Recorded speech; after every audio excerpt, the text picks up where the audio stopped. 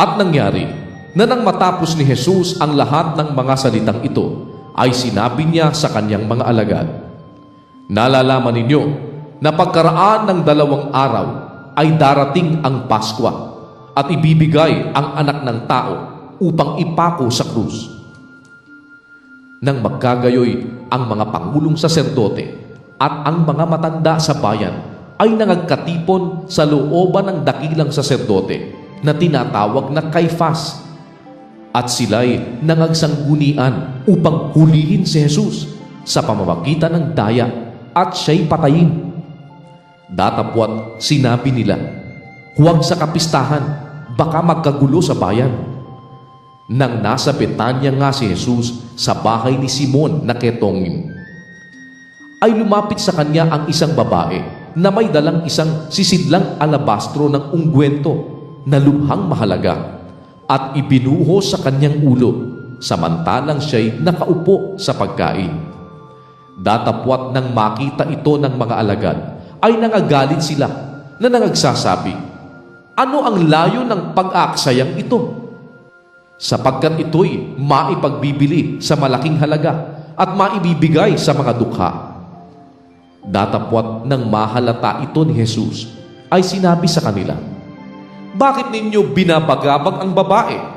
Sapagkat gumawa siya sa akin ng mabuting gawa. Sapagkat laging nangasa inyo ang mga dukha, datapwat ako'y hindi laging nasa inyo. Sapagkat sa pagbubuhos niya nitong ungwento sa aking katawan, ay ginawa niya ito upang ihanda ako sa paglilibing.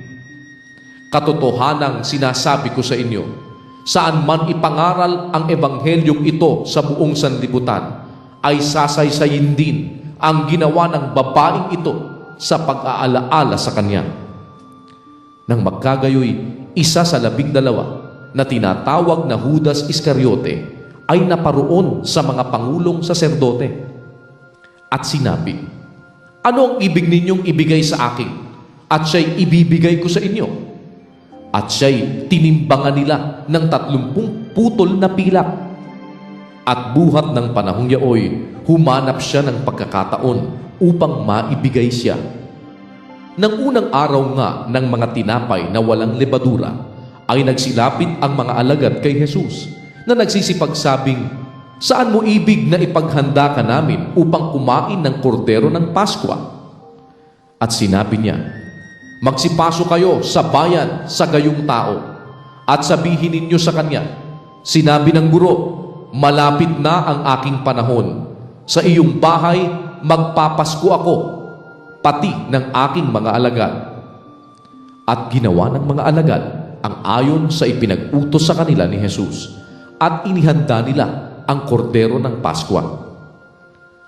Nang dumating nga ang gabi, ay nakaupo siya sa pagkain, nakasalo ang 12 alagad.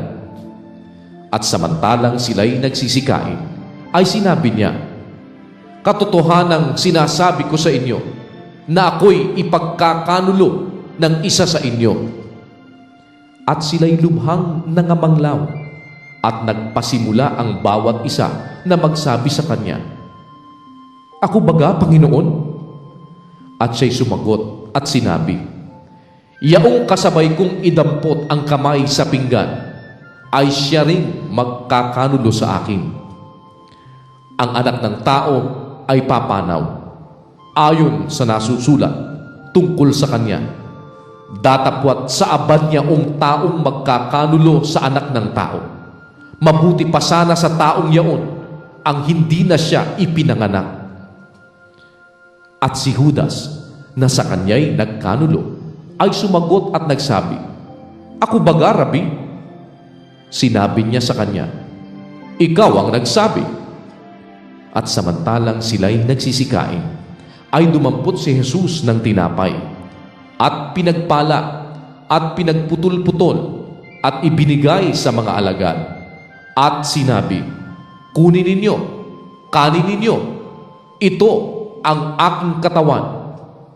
At dumampot siya ng isang saro at nagpasalamat at ibinigay sa kanila na nagsasabi, "Magsiinom kayong lahat diyan, sapagkat ito ang aking dugo ng tipan na nabubuhos dahil sa marami sa ikapagpapatawad ng mga kasalanan. Datapwat sinasabi ko sa inyo na buhat ngayon ay hindi na ako iinom nitong bunga ng ubas hanggang sa araw na yaon na inumin kong panibago na mga kasalo ko kayo sa kaharian ng aking Ama. At pagkaawit nila ng isang himno, ay nagsiparoon sila sa bundok ng mga olibo. Nang magkagayoy, sinabi sa kanila ni Jesus, "Kayong lahat ay magdaramdam sa akin sa gabing ito, sapagkat nasusulat, sasaktan ko ang pastor at mangangalat ang mga tupa ng kawan. Datapwat, pagkapagbangon ko, ay mauuna ako sa inyo sa Galilea." Datapwat sumagot si Pedro at sinabi sa kanya, "Kung ang lahat ay magdaramdam sa iyo, ako, kailan may hindi magdaramdam?" Sinabi sa kanya ni Jesus, "Katotohanang sinasabi ko sa iyo, na sa gabing ito, bago tumilaok ang manok, ay ikakaila mo akong makaitlog." Sinabi sa kanya ni Pedro, "Kahibat ako'y mamatay na kasama mo, ay hindi kita ikakaila." Gayon din ang sinabi ng lahat ng mga alagad. Nang magkagayoy, dumating si Jesus na kasama sila sa isang dako na tinatawag na Getsemani, at sinabi sa kanyang mga alagad, "Magsiupo kayo rito, samantalang ako'y pumaparoon doon at manalangin." At kanyang isinama si Pedro at ang dalawang anak ni Zebedeo, at nagpasimula siyang namanglaw at ng lumong totoo. Nang magkagayoy, sinabi niya sa kanila, "Namamanglaw na lubha ang kaluluwa ko hanggang sa kamatayan. Mangatira kayo rito at makipagpuyat sa akin." At lumakad siya sa dako paroon, at siya'y nagpatira pa at nanalangin na nagsasabi, "Ama ko, kung baga maaari, ay lumampas sa akin ang sarong ito. Gayunmay, huwag ang ayon sa ibig ko, kundi ang ayon sa ibig mo." At lumapit siya sa mga alagad, at sila'y kanyang naratnang nangatutulog. At sinabi kay Pedro, "Ano, hindi kayo maaaring makakipagpuyat sa akin ng isang oras? Kayo'y magpuyat at magsipanalangin upang huwag kayong magsipasok sa tukso. Ang espiritu sa katotohanan ay nakahanda, datapwat mahina ang laman." Muli siyang umalis na bilang ikalawa at nanalangin na nagsasabi, "Ama ko, kung di mangyayaring makalampas ito, kundi ko inumin, mangyari nawa ang iyong kalooban." At siya'y nagbalik na muli at naratnan silang nangatutulog, sapagkat nangabibigatan ang kanilang mga mata. At muli niya silang iniwan at umalis at nanalangin bilang ikatlo, na sinabing muli ang gayon ding mga salita. Nang magkagayoy, lumapit siya sa mga alagad at sinabi sa kanila, "Mga tulog na kayo at mangagpahinga. Narito, malapit na ang oras, at ang anak ng tao ay ipinagkakanulo sa mga kamay ng mga makasalanan. Magsitindig kayo, hayo na tayo. Narito, malapit na ang nagkakanulo sa akin." At samantalang nagsasalita pa siya, narito, dumating si Judas na isa sa 12, at kasama niya ang lubhang maraming taong may mga tabak at mga panghampas mula sa mga pangulong saserdote at sa matatanda sa bayan. Ang nagkanulunga sa kanya ay nagbigay sa kanila ng isang hudyat na sinasabi, "Ang aking haggan ay yaon nga, hulihin ninyo siya." At pagdakay, lumapit siya kay Jesus at nagsabi, "Magalak, Rabi!" At siya'y hinagkan. At sinabi sa kanya ni Jesus, "Gawin mo ang dahil ng pagparito mo." Nang magkagayon ay nagsilapit sila at kanilang sinunggaban si Jesus at siya'y kanilang dinakip.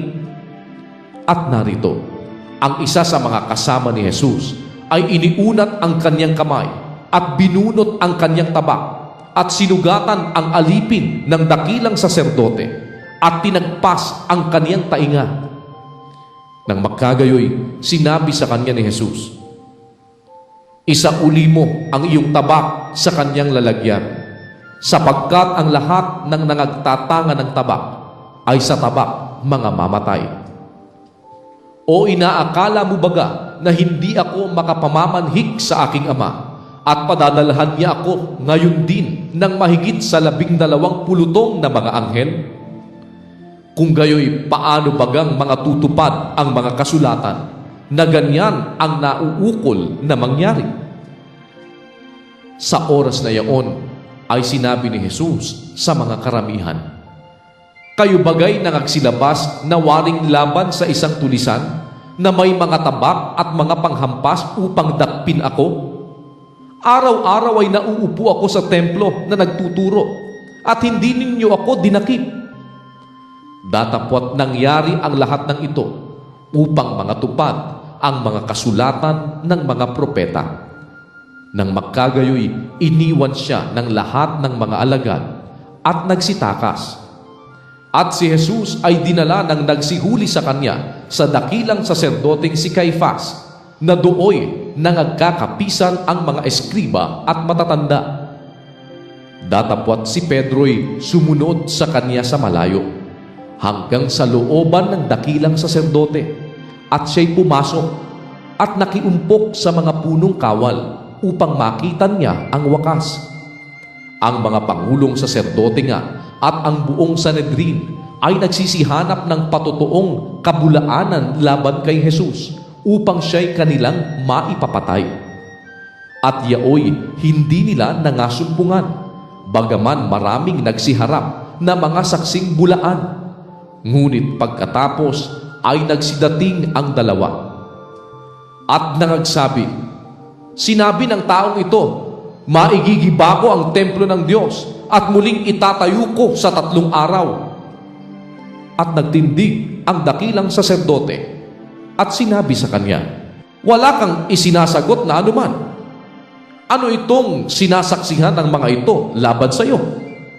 Datapwat hindi umimik si Jesus at sinabi ng dakilang saserdote sa kanya, "Kita'y pinapanunumpa alang-alang sa Diyos na buhay, na sabihin mo sa amin kung ikaw nga ang Kristo, ang anak ng Diyos."